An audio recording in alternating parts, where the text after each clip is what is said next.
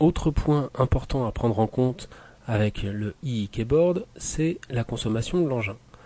Ici, alors qu'il est en train de recharger sa batterie, il consomme très peu évidemment d'énergie, il consomme moins de 7 watts pour donc se recharger. Mais quand on l'utilise, quand on exploite la machine sans écran, donc là vraiment juste la machine en elle-même, il faut rajouter évidemment un écran supplémentaire, on est toujours en dessous de 23 watts. Ça veut dire qu'on a un engin complet qui peut servir de machine de bureau, qui est très compact et qui est très peu gourmand en énergie. Alors évidemment on ne peut pas l'utiliser tout seul, il faut absolument avoir un écran supplémentaire.